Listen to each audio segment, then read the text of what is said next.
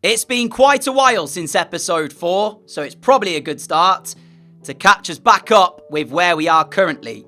After being promoted from the Youth Academy, we've got 10 goals in 21 appearances across all competitions this season, but we have just picked up an injury in our previous game. And as for silverware for the season for Manchester United, we are out of both the cups. Carabao Cup, we were beaten by Spurs on penalties, and we were knocked out of the FA Cup in round 3 by Arsenal. With 10 games to go in the Premier League, we are 11th, currently sitting 13 points behind 4th place Manchester City. But it's not all doom and gloom, because we are still in the Europa League, having just beaten Athletic Bilbao 3-2 on aggregate in the round of 16. And as you know, Man United in real life reached the final of the Europa League, only to be beaten by Spurs. So let's see if we can go one better and win the whole thing. And if you are looking to catch up any further, feel free to go and watch the previous episode before you come back and check out this one. Welcome back, everyone, to our My Player Career Mode. I apologise, it's been so long. I've had lots of stuff going on in real life. And so a huge thank you for all of your support. I appreciate you all. 500 likes will be the target on this episode. If we hit that, that would be amazing. And without further ado, let's jump straight into the episode and waste no time and get into the action. We've got a couple of simmed games to go, though, because we are, of course, injured. 4-week injury we picked up. So we're hoping, I believe, to be back before our Europa League game against Rangers. That's who we've drawn in the next round, as you can see there. I don't know why it wasn't showing you that in the actual bit that I showed you. So we're hoping to be back for at least that second leg. Right, let's find out then. How will the lads do up against Forest, who are having a very good season, as we know? And we are away at their place, but it's a 2-0 victory, courtesy of Bruno Fernandes and Rasmus. Unfortunately, looks like we are going to miss the Manchester derby, though, here, up against City, as we welcome them to Old Trafford. We are up to 8th, though, following that victory over Forest. Another victory here, and who knows? The run to Champions League football may well be on. That's the team the boss has named. Let's see the result then, as we quick sim this one. Unfortunately, a 2-1 defeat. Haaland at the double. Mason Mount did score, but it wasn't enough for us. And now this is the first of those games against Rangers, which, as I say, we're hoping to be back for the second leg. This, the first leg of the quarterfinal. We are at home, so a good result here sets us up for the trip to Ibrox, and actually we're fit enough to join the game as a substitute. With the final 14 minutes of the game to go, we are 1-0 up, with Bruno's goal at the moment the only goal of the game. We know what happened last time we played Rangers, though. They did actually beat us, so let's not throw this one away, please. Final 10 minutes of the game here, as Cortez will play the way back of Ridvan. I mean, he's gone all the way to his centre-back here, and we'll put the pressure on Sutar and Sterling. But Rangers need to try and go forward, although would they be happy at just a single goal away from home in this quarter-final? I think they probably would be. And so, they may settle for just a 1-0. Although, I'm saying this, here is Danilo now then, looking for a strike. Unfortunately for Manchester United, his effort was straight at Andre Onana. Easy save. Here is Badrami, and now Danilo again, and this time it's a much better save from Andre Onana in terms of the fact that he had to work harder to save that one. First one was straight at him. That one was destined for the corner. Daniel Gore, Ugarte goes backwards. United, I said that Rangers would be happy at 1-0. Looks like we are somewhat happy at just 1-0. It's Kobe Mainoo here, looking to go back. Now finds Ugarte again. It's Mason Mount with the ball forward towards myself. A lot of Rangers players around me. And Bruno Fernandes now can play Marcus Rashford. Rashford's looking for the ball through. We've got there as well, ahead of the defender. And there is a second for Manchester United. And we are straight back into the goal-scoring antics. We may have missed the last few weeks, but it's good to be back. And that goal as well could prove pivotal in this tie to take us to the semi-finals. Lovely ball from Marcus Rashford. That touch there to take us away from the defender. And then the composure to finish past Jack Butland into the top right corner. Manchester United 2, Rangers 0 after the first leg. Looks like it's destined to be the score.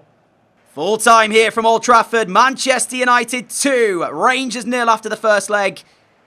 And as I say, our goal could prove pivotal as we go to Ibrox next. Before that though, there's an away trip to St James's Park to face Newcastle. And this is quite important in the context of European football. They're 6th, we're 8th at the moment in the Premier League. 0-0 as we join the game in the second half. Straight on with a United throw. Ball into my feet. It is now Agate for us. Manuel Agate here, right-hand side. I'm trying to be an option. He'll go towards Ahmad. Ahmad will play me. We go out here towards Mason Mount. Mount with a strike! Oh, and he's caught out! Nick Pope at his near post. And Mason Mount has given United the lead here. I said just before we came in, this could be a crucial game. And it's United with the breakthrough. What a strike from Mason Mount. If only he was doing this in real life, I'm sure United fans will be thinking.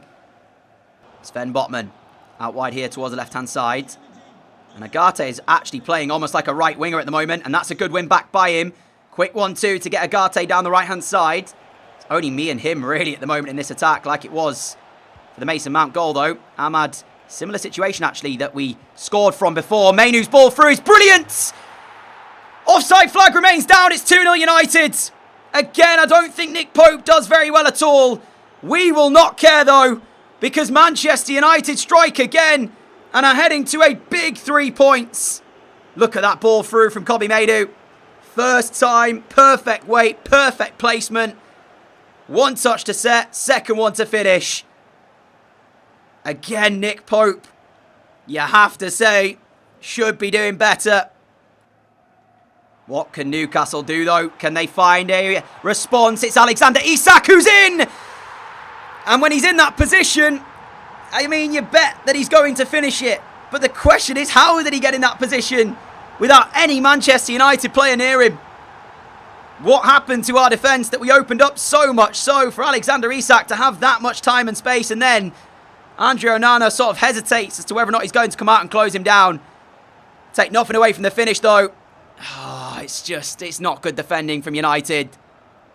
It really isn't. Rashford, ball through, which we will get there. Livramento on the slide, doesn't get close to me. It's now Kobbie Mainoo. Mainoo fires the ball back towards me. I'm trying to find a way through. Mainoo, it's nicely worked again. It's 3-1. Some reason that little ball back and then the running behind just catches out defences. We've seen it already and we're seeing it here today. Twice we work with Mainoo, pull out the centre-back, and then the ball back through in the space that we vacated.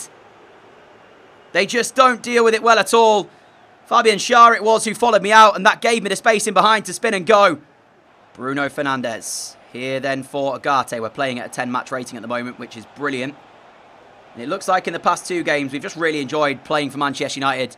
3 goals, 2 games. Link-up play's been very good between me and my teammates. Can't really ask for much more, can you? As Newcastle look like they're well and truly beaten here now. 5 minutes to go. And they're forced to having possession in their own half. Although, as I say that, Anthony Gordon has carried out for them into Manchester United's half. Ball forward for Isak. Alexander Isak with a strike. Onana saves. He has been heroic for us at times this season. That looked like a handball from Luke Shaw. Nothing given. As I say, our goalkeeper has been heroic at times this season. That's another good save from him as well, to add to the end of season highlight reel. As we'll play Mainoo and look to just chew down the clock a little bit now. Don't need to do anything silly, lose the ball like that. Although with just a single minute to go, there's not enough time for Newcastle to pull back the 2 goals they need. So it looks like we're picking up that 3 points that we spoke of. And we climb the table, hopefully again, towards European football for next season. Unless, of course, we win the Europa League anyway, which means we will be in the Champions League. So, could well get in the Premier League, into Europe that is. But we might just win the Europa League and get Champions League football that way too. Harvey Barnes, final 10 seconds. And Mason Mount's challenge should be the end of the game. And there it is. Newcastle 1, Manchester United 3. Attention now turns to the second leg of the quarter-final against Rangers. 2-0 the aggregate score. And as we join the game, that is the starting 11 that the boss has named. As Rangers get their ball rolling here, the one thing we cannot have happen is they get the opening goal. This place will then get bouncing. The home fans will be right behind their side. And momentum will be well and truly in their favour. We need to silence this crowd early on and get that first goal if we can. But here is Cherney with an early strike. This is good work here by Yilmaz for Rangers. Down the left-hand side. Bruno Fernandes meets him, though. Wins it back for United. Can he keep hold of possession? Yes, he can. It is now Ahmad. Back towards Lindelof. United remaining very patient with their build-up play here. Not trying to force the ball forwards and result in a turnover of possession. As I say that, Eriksen does do that. Shot from distance. Easily dealt with by Onana. It's been a quiet first 30 minutes here. I'm not really getting much service. Not surprising. We are 2-0 up, of course. But I would like us to be a bit more proactive in going forwards to try and find that opening goal. Badrami. Raskin. Finds Cortez. This has been an unbelievably boring first half of football for myself in particular.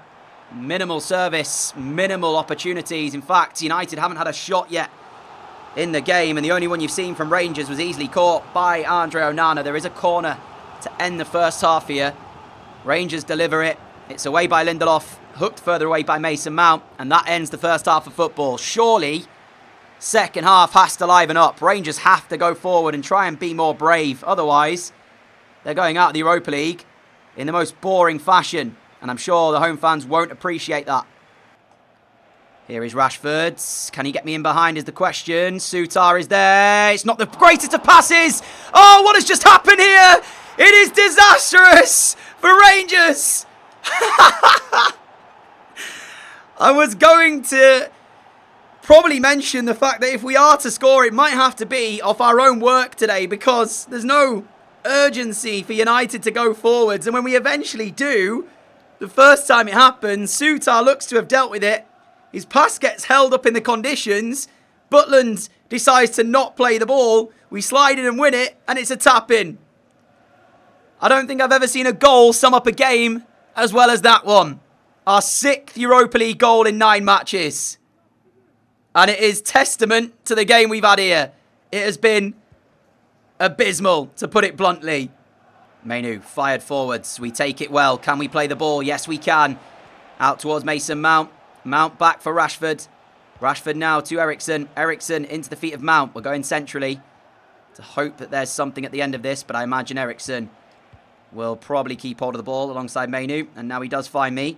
Can we hold off the challenge here? We have done again. And now we'll play Bruno. Bruno back the way of me. Can we get our shot away? It's a great save by Jack Butland. Lovely ball. Danilo turning, finding Badrami. And there is one back for Rangers. It's too little too late, I think, though. But it is a goal back that on the night means they will not lose the game. They'll lose the tie. Of course, there is still time for that to change. But it is one apiece here, and it has given the home fans something to celebrate, as you can see. It was nicely worked as well. Admittedly, Lindelof, I'm not really sure what he's doing. He's sort of in no real position to defend there. No idea what he's doing, in fact. Badrami, great finish. Agate, Mainoo to Mount, Mount to me. Take the touch. I tell you what, I'm in. Full-time whistle's gone, and I'm in to score, unless I was offside. Unless I'm offside, I can understand it. If I'm not offside, how on earth are you blowing the whistle there, ref? Regardless, 1-1 on the night, 3-1 on aggregate. Manchester United are into the semi-finals of the Europa League. Just before we go into the match against Wolves, let's have a little look at the Premier League table. We are up into 9th, 45 points, with 7 games to go. We've got 2 games in hand over Brighton, 2 games in hand over Newcastle as well. If we do win those, though, we'd have to win them by quite some margin to overtake Newcastle due to the goal difference. Up in 4th is Arsenal, who are, 15, 16 points clear. So I think 4th place is probably out of the question now. So we're trying to probably get into the top 7 is our aim, right? So win both our games in hand, we'll match Newcastle's points, but they'll be ahead of us on goal difference. And of course, that requires us winning both. So that also has to happen. I think it might end up being a Europa League angle for us to try and get into European football again next season. Let's have a look and see if the draw has been made for our semi-final opponents. It has. Unfortunately, there is no Spurs left in the competition, which means we cannot meet them in the final like it did happen in real life, rather. And so, Spurs were knocked out by Besiktas in round of 16. So we've got Roma, and the other tie is Frankfurt-Lyon. And those games are scheduled to be played in May, which will now be the next episode for you. With that being said, it's match day. We welcome Wolves to Old Trafford. One of our 2 games in hand. We need a victory here. Fernandez fired into my feet. Mason Mount's ahead of me. Here is Mount. And now Ahmad's on the right-hand side. It will be myself and Ahmad, though, in the attack at the moment until we get more players to join this attack. It is Eriksson now taking over for Manchester United. Eriksson finds my feet. Back towards Gore. Gore through the middle. It's got to be first time, I think. We did go first time. It was straight at Jose Sarr, though. Little early sign of goal, though. And Wolves have to be careful of that run that we like to make in behind. And as you're seeing, although the run is really effective, the finishing sometimes that we haven't quite got down to a T yet. A couple of times against Rangers and then one there that we haven't quite been able to convert. But it's still a great little move. And it does bode well for us. Here is Matheus Cunha, who of course has joined Manchester United in real life. Here's Hwang Hee-chan with the strike. Onana was out very quickly, though.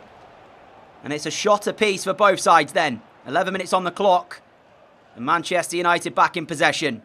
One thing Wolves are doing very well at the moment is limiting the amount of time these United players have to be able to find that ball forwards. As soon as any of our dangerous midfielders get it, they're straight on us in a flash. And that's a brilliant one-handed stop by Andre Onana to deny Wolves an opener. As that ball is fired forward, I'm going to drop a little bit deeper there just to try and get on it because we're struggling to get the ball through to me at the moment. United have to find some kind of solution. The boss had his say at half-time as De Ligt just backed off. Allowed Chan the effort. We had a single shot in the first half, and it wasn't good enough. Wolves were the better side, and they've come out in the second half looking lively again. Rashford. Eriksson. Eriksson. Forward towards Gore. Gore has Rashford to his left. Played it a little bit too early, I think, because he should have held on to the ball for a bit longer. Allowed Rashford to make some more progress. It is now Gore into my feet as we'll play here towards Ahmad. Ahmad still has it for United. Now finds the ball out wide here towards Mason Mount. Back the way of Ahmad. Mount and Ahmad have combined. We win the flick on for Gore, who took the shot on in an interesting position. It will go down as a shot for United, but our second one of the game is rather lackluster. Fernandez. Gore. Gore slides it through. Here is Mount. Mason Mount. Why has he turned that way? He could have played me in, and he's turned the opposite way. Oh, dear me, Mason. Although we'll try and keep hold of the ball and see if we can retain and find a chance. Here's Ahmad. Agate. Agate gets it through. I'm trying to work an angle. We'll take the corner at least. 7 minutes to go. United. This is the moment to try and win the game. Fernandez delivers. It's there for De Ligt. Heads it down. It'll be cleared away by Wolves, though. And it's sent so far that we cannot keep the pressure on for the moment. The one thing this result will mean for Manchester United is that we probably, as I've said earlier on in the season, have to put all our eggs in that Europa League basket because Premier League, it looks like we will not be able to try and get into Europe that way. It is Gore, unless we can steal it late on. Gore's ball through, tried it, didn't go the angle, wasn't the right pass. Full-time whistle goes here. United 0, Wolves 0 at Old Trafford. It was a terrible display. Game plan, brilliant from Wolves. They nullified everything United were trying to do and had some clear chances themselves that without Onana would have probably managed to get the result here. And so that's the situation. 9th place, a game in hand, but 5 points off of Newcastle. It's not done. We could still get European football from the Prem, but I think all our attention is on this game now then. The double leg header against AS Roma. A place in the Europa League final at stake. And that is coming up in the very next episode. We have Leicester, we have Bournemouth, then the first leg against Roma. Might try and get the second leg in there as well, so we know where we're at after that episode. But we shall see. For now though, my friends, that is where we will leave today's episode. A huge thank you for watching. I do hope you have enjoyed. If you have, leave a like. 500 is the target. We have got 8 goals in 14 Premier League appearances. 6 in 9 in the Europa League, equating to 14 goals in 25 games. I believe that puts us top scorer in this United side now. There it is for you on your screen, as I've just hit my elbow on my desk. Ouch. Fernandez, with 16 assists as well, is the top assist maker at the club. Understandable, but I actually think he hasn't had the best of times this season. And I do think the ratings are bugged, by the way, because according to this, he's playing at a 3.75 in the Premier League, as are many of the United players. When I scroll down, you can kind of see we're playing a 7.72, but a lot of these are bugged. For example, Joshua Zirkzee, 0.97.